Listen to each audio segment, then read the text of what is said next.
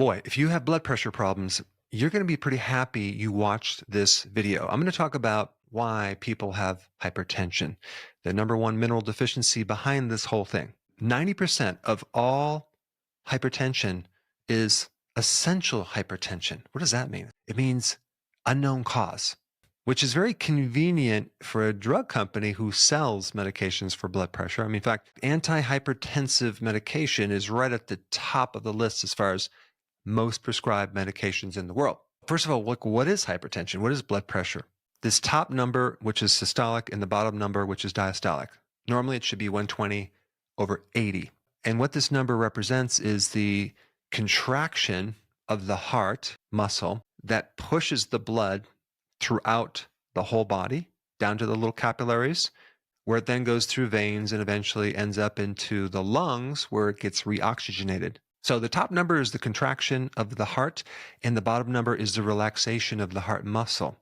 Collectively together, this systolic and diastolic is a heartbeat. And when you have high blood pressure, there's some type of a resistance going on. It could be a blockage. It could be a lot of things. But the point is that when you have any type of blood pressure issue, it puts more stress on the heart.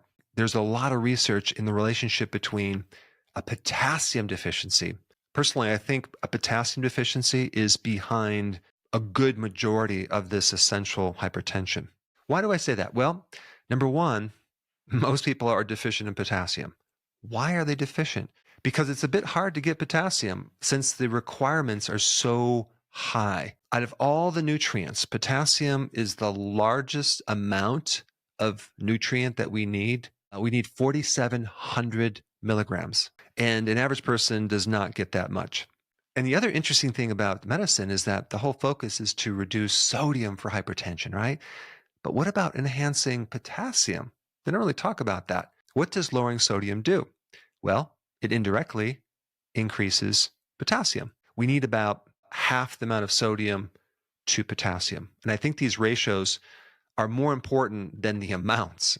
Many people are very heavy on the sodium, very low on the potassium, to the point where they're like 3 times as much sodium to potassium. But what does potassium actually do to your blood vessels in your heart? Number one, it directly controls the tone of the vascular system, which is the neurotransmitter for the autonomic nervous system, which is directly connected to a high blood pressure situation, because when you're running up a hill, you have adrenaline that kicks in to raise the blood pressure. Well, potassium lowers adrenaline. Potassium helps support the layer of the inside of the artery called the endothelial layer. And potassium also helps improve insulin resistance. It makes insulin more sensitive. And what's wild is that when you go buy a potassium supplement, it usually comes like no more than 99 milligrams per tablet. How many tablets would you have to take to achieve 4,700? Now, there are electrolyte powders that have more than that. The other consideration that people have about potassium is that, oh, potassium is bad for the kidneys. That is completely false. Potassium is very, very healthy to the kidneys. It's protective of the kidneys. When you have advanced kidney disease, like a stage 4, stage 5, that's when potassium can be dangerous. Now, this next thing I'm going to tell you is even more interesting, because if you look at the top medications for blood pressure, they all retain potassium. Interesting.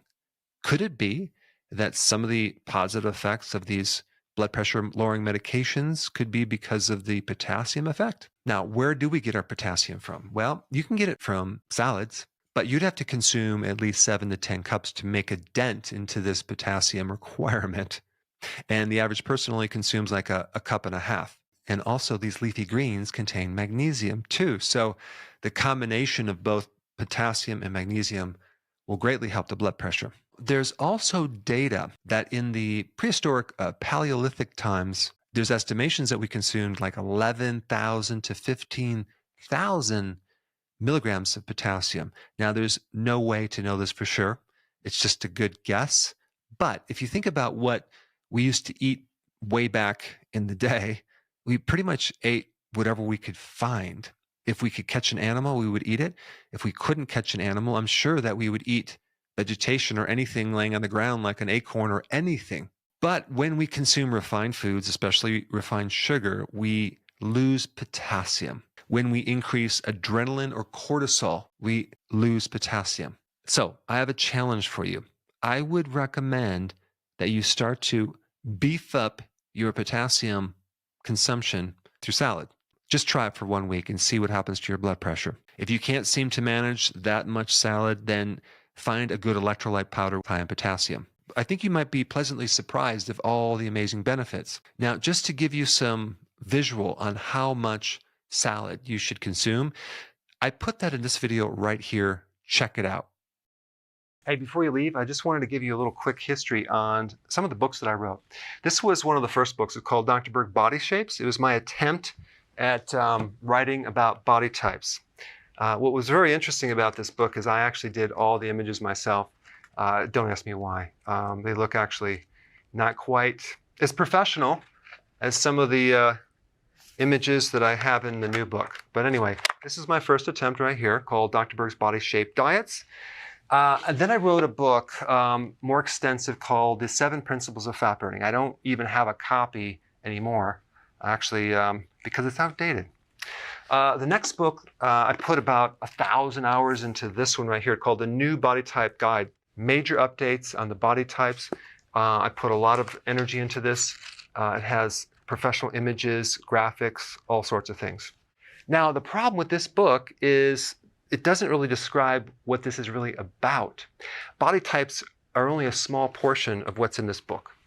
And that's why I changed the name to the Healthy Keto Plan, okay?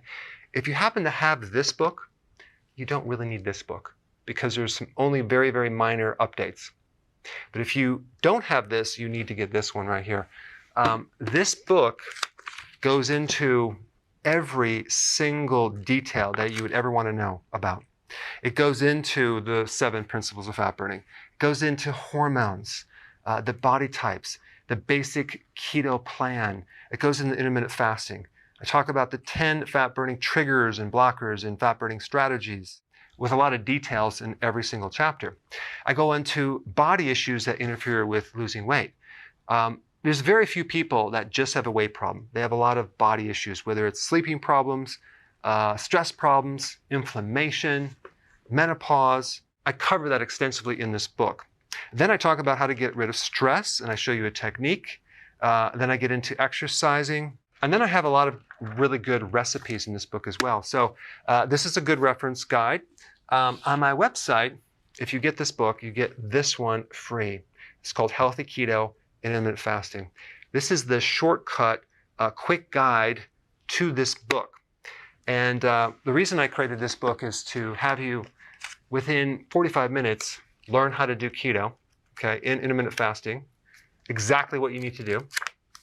Then you can fill in the blanks with this book right here. So right now I'm doing a special. If you get this book, you get this one totally free, or you can go to Amazon and get these individually. So I just want to clarify the difference between this book and this updated one right here. If you don't have this, you need to get this right here. That way you can get the exact correct information to do it healthily.